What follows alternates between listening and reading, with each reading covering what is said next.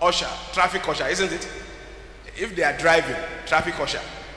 Now, do you know that as powerful as your church is, as powerful as the pastor has prepared the message, the traffic usher can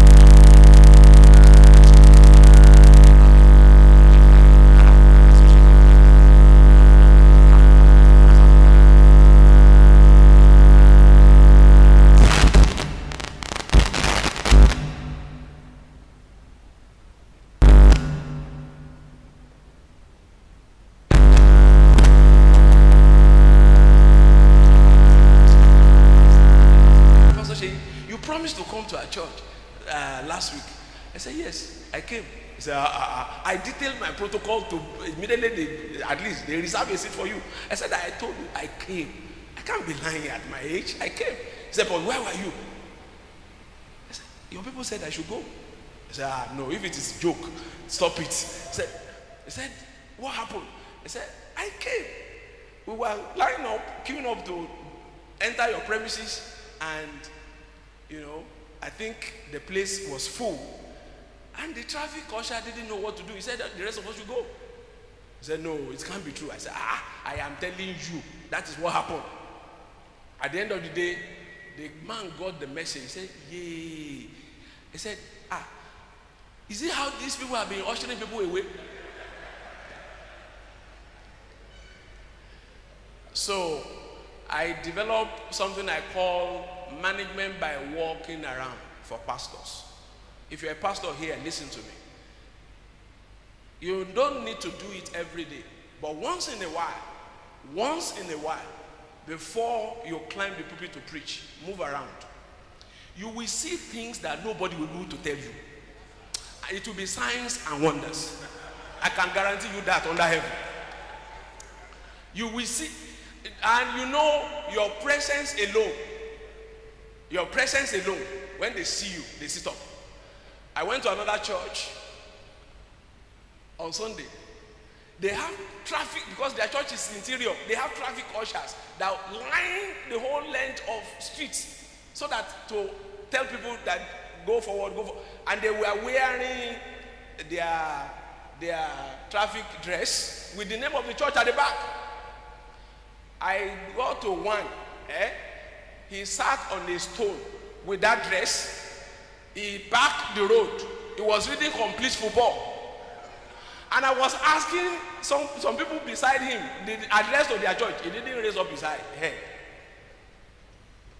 I am telling you, this is what workers do. Now, if you are a pastor, let me let you know, you are the one that wants the church to grow. To them, that is your job. How you get the result is your headache.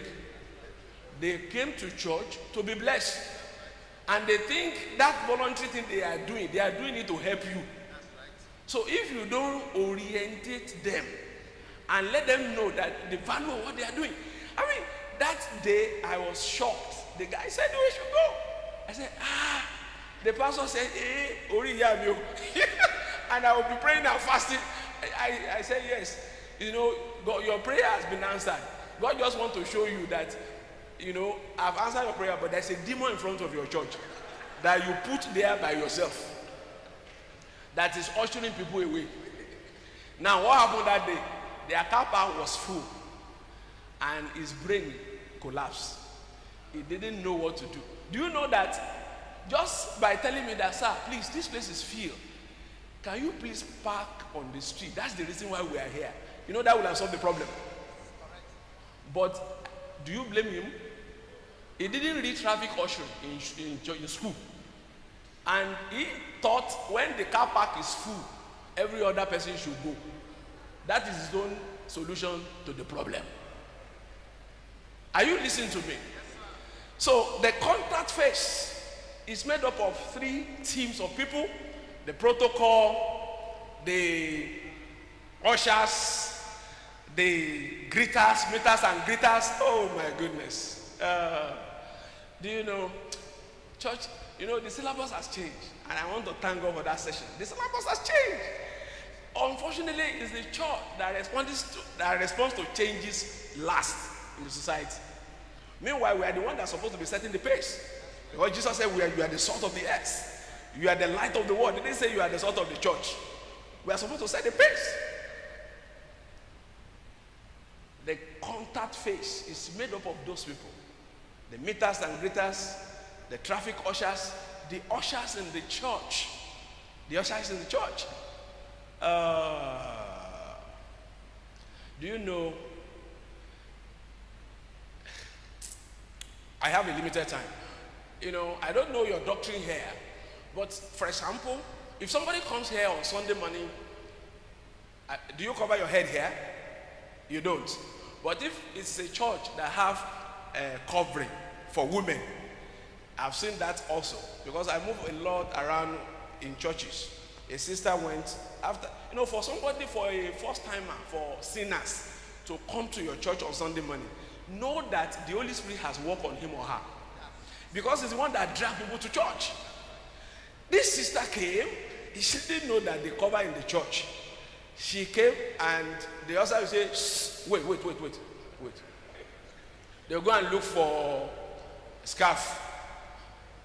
Now, they will now place it on her head and ask her to follow. Now, you think you are doing your work, but by this simple demonstration, what you have done now, you know, she may follow you out of courtesy, but in her mind, riot is going on. What have I done to deserve this embarrassment? Now, if she followed and sits down, do you think she will hear anything they are saying? Because number one, some people don't even like other people's material on them. If you allow the sister to sit down this Sunday, and she sees that she's the only one that she didn't cover, when she's coming next Sunday, she will bring something to cover herself. Does it mean that you have desecrated the whole church because of that? But that is what we do. That is what people do. Or, you know, an usher that has a brawl with her husband before that Sunday morning, and now have a transfer aggression. Follow me. Follow me. Sit down here. Sit down here. And even if you look at her, you know that she's angry to everybody. And you know, you go to banks and oil company and see receptionists. Even if she's just bereaved, she has been trained to smile. Even though the smile may be plastic, but that is her job. If she still wants to sit down there, she must smile. Otherwise, somebody is ready to take the job. Amen. We have to teach our people. Amen. So the contact phase is when people are coming in contact with our ministry for the first time. You must deliberately train them. Even if you have few people, the few people you had Pastor Love, deliberately, and not only that, model what you want them to do. Because you are the change champion. The way our people think is that if that thing is that important, our pastor will do it. So you have to model it. So you have the greeters and meeters. You have okay, thank you. So you have brought what I know. Amen. Thank you very much. Thank you. Okay, so we are the one. You see I'm talking about the first contact, the meeters, the greeters, and those who welcome people when we are doing service. You have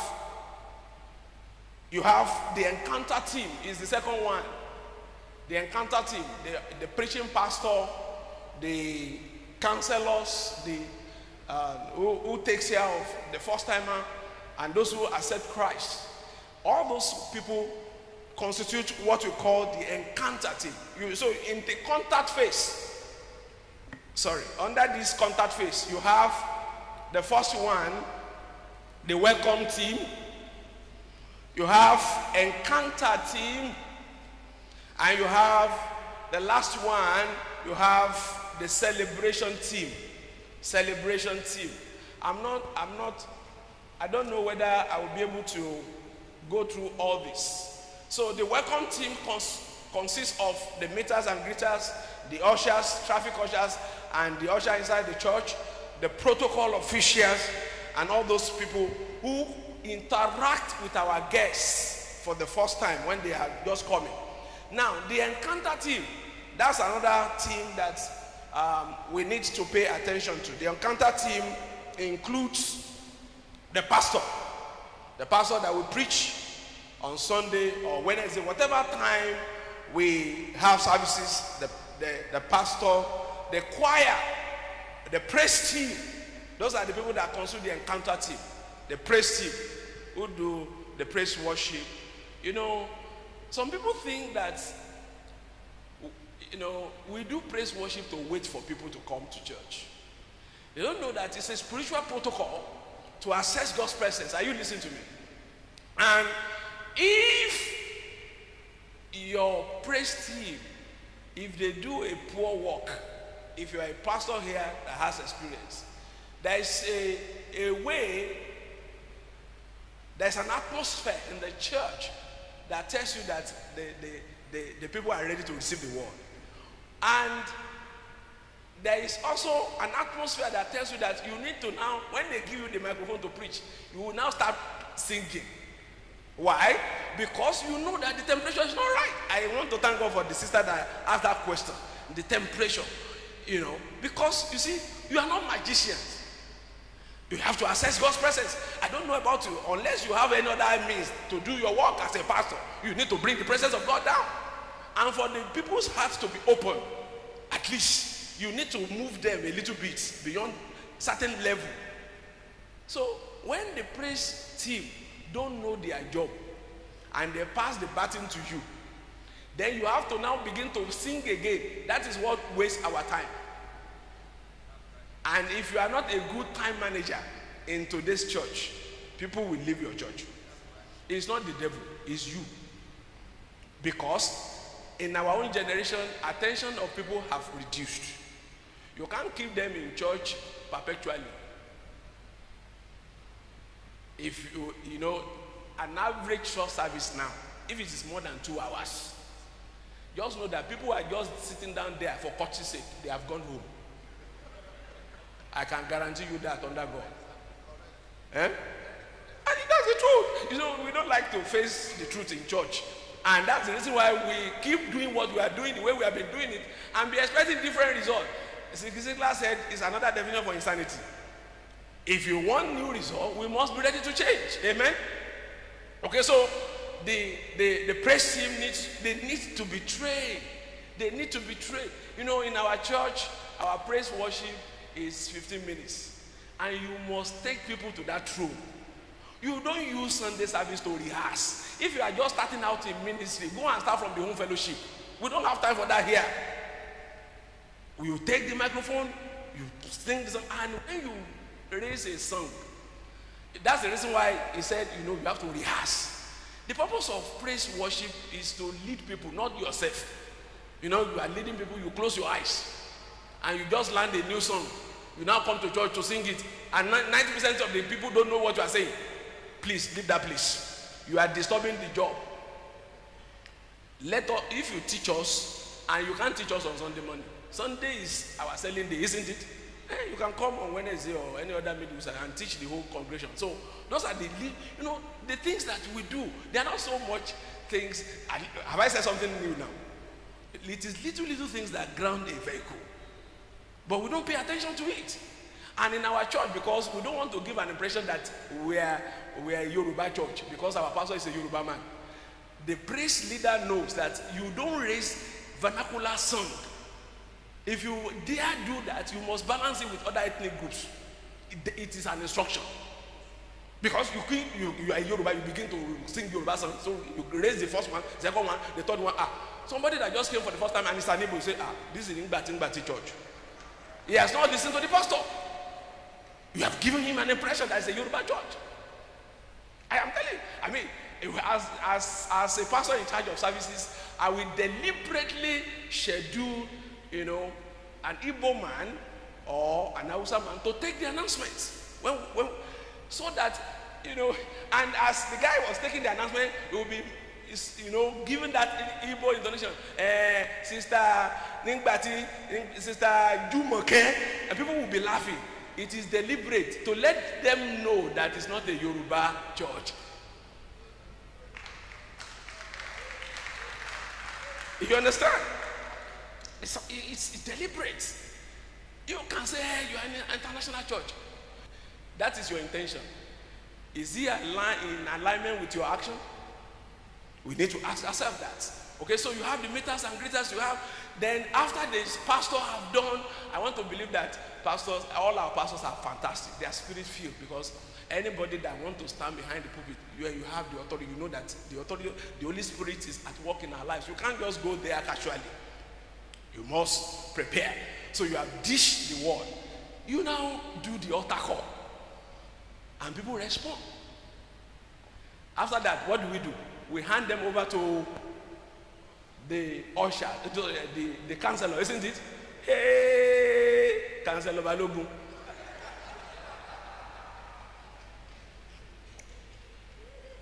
Powerful service.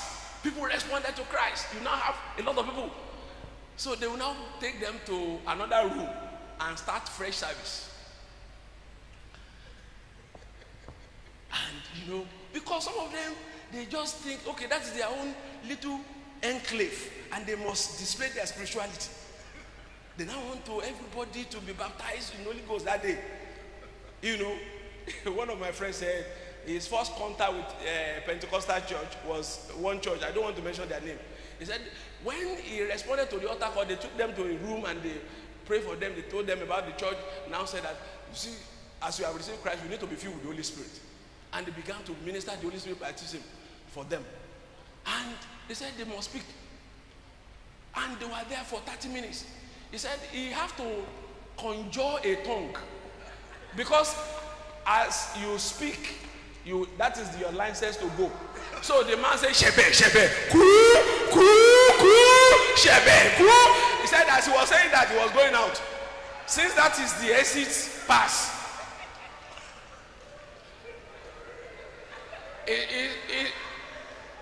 it took him several years again to go back to church. He said he told himself that if you see my leg here again, cut it. Why must they be filled with the Holy Spirit by force? Again, do you blame the counselor? No. No. You think he's helping us? You think that's the best way to do it? So those are the people that give people an encounter when they come for service. And that's the second stage. And it's a critical one. The last one is the celebration stage. When we are doing welcome celebration in church. If this is your first time, blah, blah, blah, blah, we pray that you should come. Now that you are here, we want to show you that you are excited that you are in church today. If it's your first time, can you stand on your feet? Those of us pastors. Is that not how you do welcome celebration?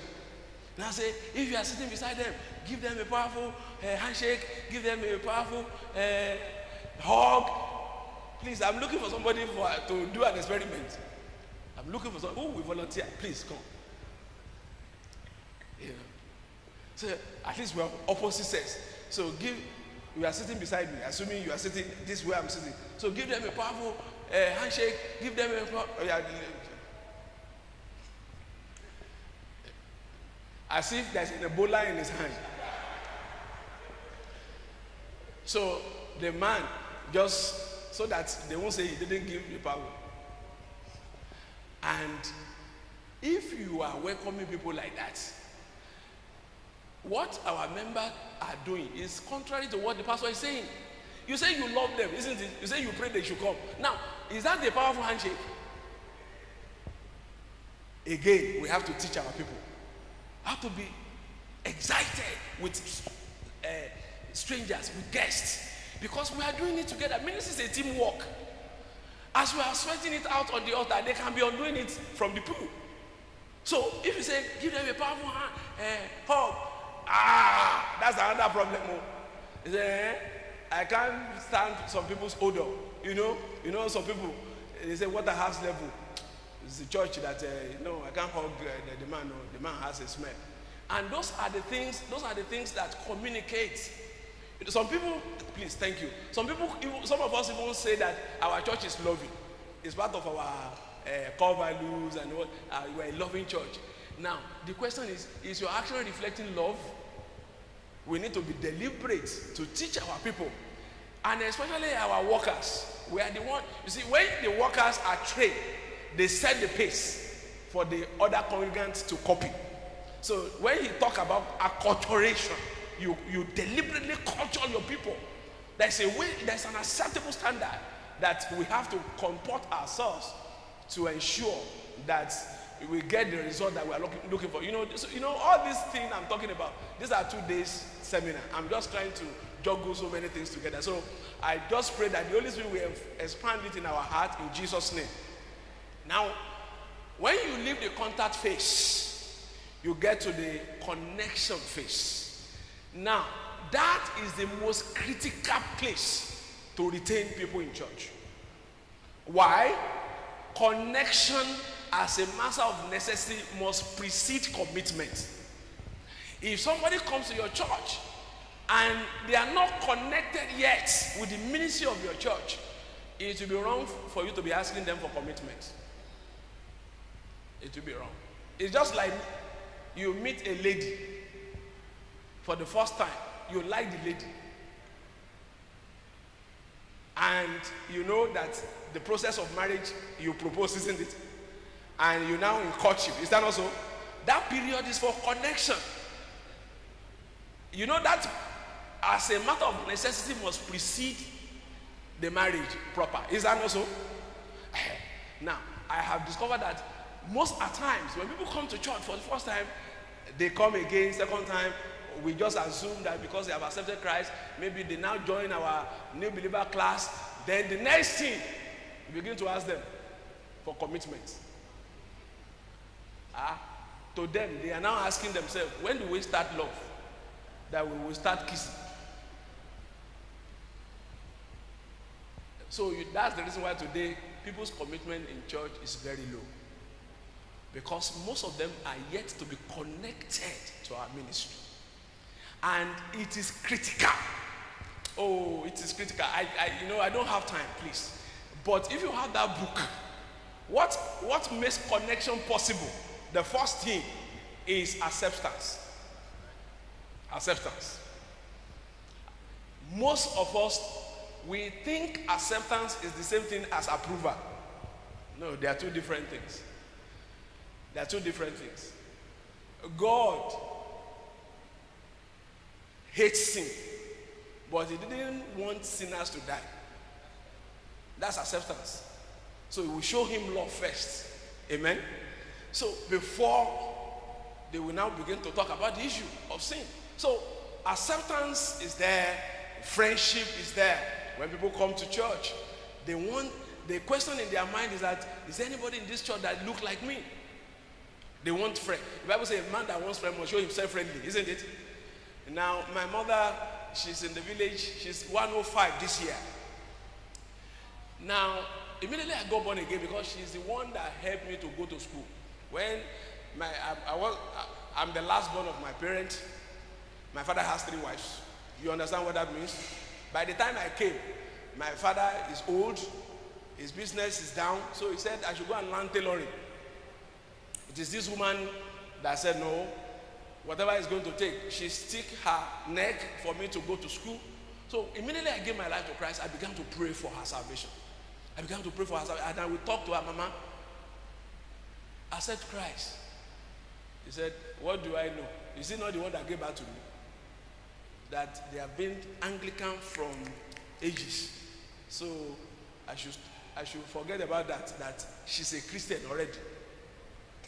But one day, when God will answer my prayer, do you know what happened? She fell sick, and we took her to hospital. They did the analysis. They said that they couldn't see anything that was wrong with her. By that time, she was 70 something. So we took her to another hospital. They said we should take her home, like she's old enough to die. So when we got home that day, I said, Mama, you can see that the doctor cannot say what is wrong with you. But I know that person that can heal you. He said, let's go there. To Mama, it is somebody somewhere. He said, that person is here. He said, where is that person? Is that Jesus Christ I've been talking to you about? She laughed. He said, listen to me. What I want to say is something that happened to me. It's not something I read in a book. He said, it's not as if she didn't want to respond to all these requests that I've been presenting to her to accept Christ. He said, but her greatest challenge is that if she accepts that Christ that I'm talking about now, that will mean that she will follow me to our church. And in our church, where will she see her age mates? That I should remember when I want to get married in Lagos, her group in church, in our tradition, follow her to Lagos for my marriage. Where will she see that kind of people in our church? I said, Mama, is that the reason why you are refusing Christ all these years? He said, that it's not more than that. I say, I'm not, don't worry about that. Just accept Christ first. God will sort that out. Do you know what? To the glory of God. This is 1996, 97. Can't remember. 1996. This is 2007, isn't it? 96 or 97. I'm talking about. She accepted Christ. I led her to Christ. She slept. The following morning, sickness disappeared. And Mama has been to die since then. When she now did that, what I did was to hand her over to an elderly sister who happened to be an apostle, that they are age mates. You understand? So, because by forcing her to come to our church, we make her to, and she can, you know, my mother is an illiterate. Now, the point I'm trying to emphasize is, Father, people don't stay in the church because of pastor's anointing. They stay in the church because of friendship. So, to her, she can't see her age mate in our church, and as such, she's not ready to accept Christ. Now, we normally say to people that they should not be equally yoked with unbelievers. Is that not so? Is that not the scripture that we normally quote? Now, my issue is that if people are not going to be yoked with unbelievers, we must yoke them with believers. People cannot remain yokeless. That's right. You have to yoke them. So, we must work on helping our guests to quickly develop friends and teach our workers. You know, immediately after the service, one of the training we give our people is that in our own church, 15 minutes after the service, you don't do departmental meeting. Because that's our hospitality hour. Don't do, you know, it's so disappointing. Those are the things that we do to communicate to people that they are not welcome. Even though we are welcome them officially in church, but after the service, immediately after the grace, you know, the new people will be looking around. to see if there's somebody that will talk to them or a face that they will know to mingle with, because that is what we call fellowship. Is that also? But if immediately after the service, all these uncles and aunties of God, everybody go for their departmental meeting, and this new people is looking around to see somebody to talk to him, and he couldn't find, he just tell himself, I don't think I belong here, and they walk away. So deliberately, also you have to teach your people, how do you strike conversation with new faces? Because some of us, they say, hey, I'm timid, I'm shy. There is something like that. If you are going to collect money from them, you will do it. You will forget your shyness. You teach people how to strike a conversation. All those things are what make people to make up their mind to stay in our church. So we have that encounter stage. I will recommend that if you can get the book, it will help us a great deal. One of the things that make people to connect with our division of our church is that we must present the benefits of becoming a member of your church to the people. In marketing parlance, we call that USP, unique selling proposition. Every ministry has their own USP. You must be able to identify what it is and use that as your selling point. If you will join our church, this is what you will stand to benefit. Don't hide it. Whatever it is, I don't know, but I know there's a grace over this house. Discover it. Discover it. And let people know. At least I've worked with several pastors, and I discovered that there is no pastor that is graceless. There's a unique unction over each ministry. Discover it. I mean, immediately Pastor Love started speaking, I can see the grace of Pastor Paul on him. I said, this thing is powerful. It's an unction. Packaging. The dress has changed. This is not the Pastor Love I used to know. You know, that's house on the rock for you. You may criticize them. It's working for them. Right. Bring your own out. Bring your own out. Bring your own out. In our church, oh my goodness, what he just brushed on, that excellence thing, is that's the heart of our church. When you enter the place, you will experience God. We don't ask ourselves how much it will cost. No. Money is not immaterial. What we want to achieve is that will it establish excellence? Because we have a target audience. So CEO can come and worship. The atmosphere there is not different from what is used to in his office. So it is the means that justify the end that justify the means. So those are the issues that we need to sit down and analyze and bring it out. What is it that somebody will stand to benefit by being a member of Jubilee Christian Church? You have to bring it out. So we said, anytime you are doing welcome celebration, that is what you should put in your welcome celebration, because you are selling. You are selling. You are selling. You are asking them to come and join this church, because your church is not the only one in Abeokuta. Is it the only one? And why should I come here? You must tell me what I stand to gain here that I cannot see in any other church. That is what we call the benefits. Then all other things in that book will help us. Finally, let me round it up on this note. When you have connected with people, assuming that you have done all these things are in place, you have been able to sell your vision of the church, we have connected them, we have touched them with care and love, then you can now ask for their commitment. The third one, which is the last one, is commitment. And that also is in level. There's a commitment to the church membership, there's commitment to grow spiritual maturity, and there's commitment to service. You see, I brought service last, okay? Because you see, until somebody, you don't just appear and call yourself a lawyer. There is a protocol, isn't it? You don't just appear and call yourself a doctor. There's a protocol. You must pass through all those training, presenting the vision of our church, how we do our things, acculturizing them must be first of all, we have to present that first to these guests and first timers as they join the ministry of our church.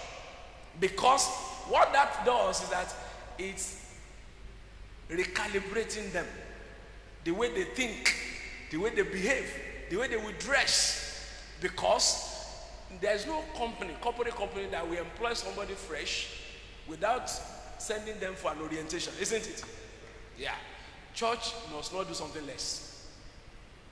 That's the reason why some people say, in our church, in our former church, that's not the way we do it. And I thank God the way he put it. This is not your former church. This is this church. And we know what we are doing. It's because we know what we are doing. That's the reason you came. So don't derail us. But if the pastor too is not sure, he say, okay, let's try that one. Maybe it will work. You now see confusion. So that is critical. So commitment to membership, you have to ask them to join and raise the standard. I love that term, raise the bar, raise the standard. I have discovered that, you see, all these things that you are talking about, people, there's nothing in church ministry like change. If you want result, you must be ready to change. If you are not ready to change, you can talk from now till next year, nothing will change. So in our church, we told ourselves the permanent thing there is change. If you are not ready to change, we will change you, and nothing will happen. You can threaten us, nothing will happen. We have seen that threat, several of them. Some of them, they will fight. When they are tired, they will join us. So don't be intimidated by anybody. Amen. How many of us are pastors here?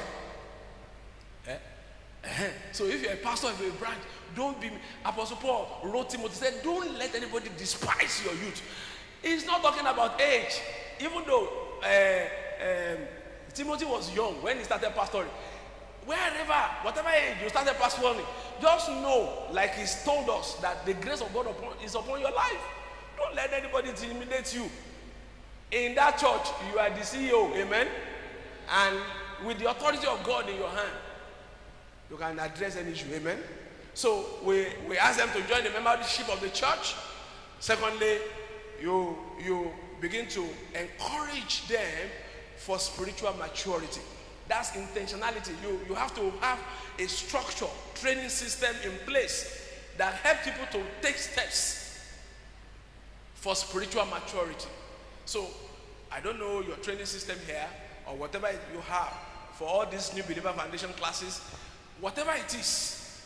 Somebody wants to join, all your departments should have training protocol. They should have, even if it's no more than 2 or 3 classes.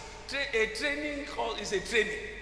If you want to join us in this department, you need to know how we work here. Let the head of that department sit down and write down rules and regulations. This is an acceptable standard. This is what we do here. This is how we go about it. And you know what? What that does is this. It helps you to develop a system that will transcend individuals. So anybody that comes or people leave your church, it will not affect the quality of your service. Because there's a document in place that we use to process everybody that will serve at any capacity. Amen? Are you with me? Good. So, just know that it takes time. When you want to introduce all these changes, that's why I recommend that let's sit down and bring out all these action points, what we need to do, and now apply change management. Because you must also know that in church ministry, you don't change things too drastically. Our objective is not to destroy what you have been doing. At least there's something you are doing right. That's the reason why you are here, isn't it? So don't beat yourself too hard. There's something you are doing right. It's only that some of those things needs to be upgraded now to comply with the new standards. So that is what we are talking about. Okay, so, and the last one is the commitment to serve. I believe that the capacity of any ministry is defined by the number of people in their workforce.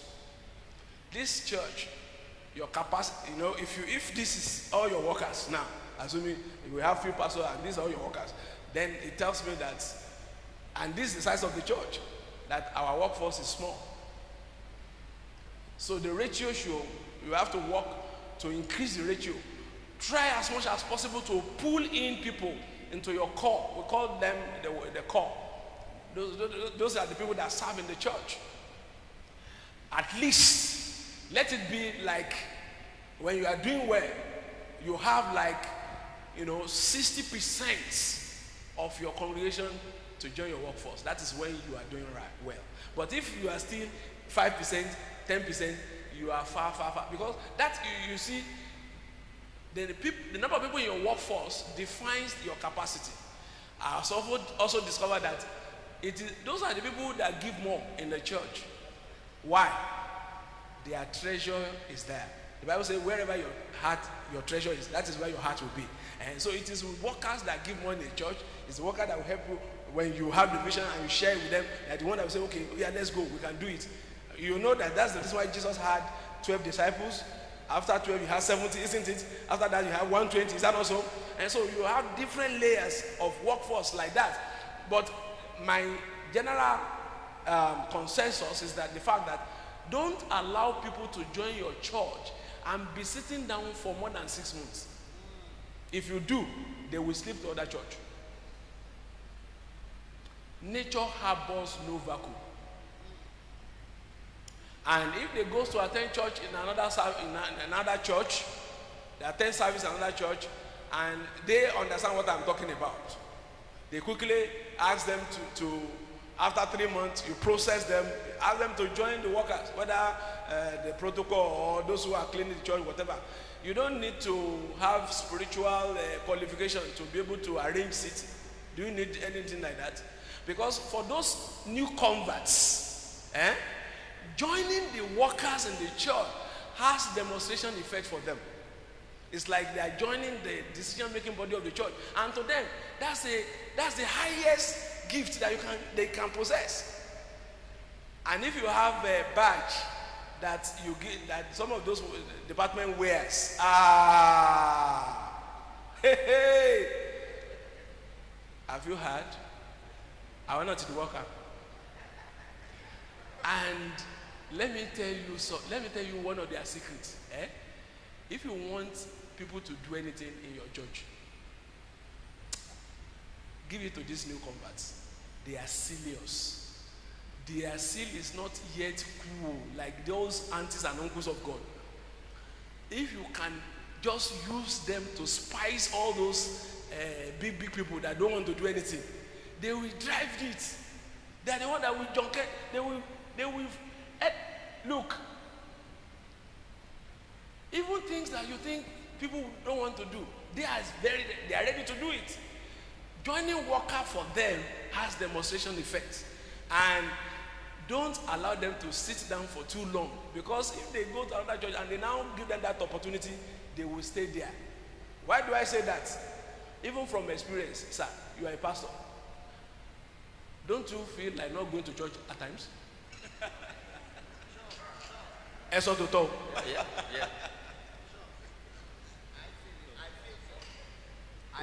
Why do we force ourselves to come to church? Responsibility. I will travel, I travel a lot. I will come back, my body will be aching. You sleep as if you have not slept at all. On Sunday morning, what do? You still go.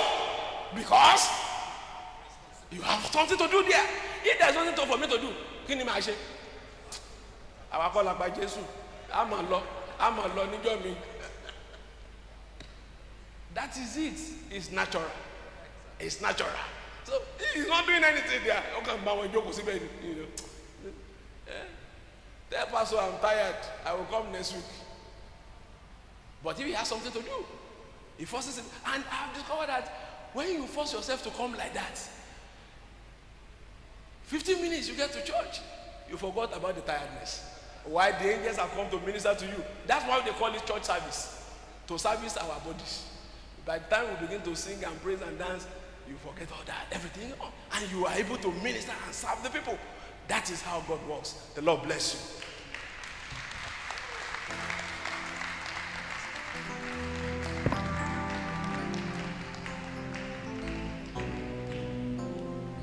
We can indeed do better than this, please.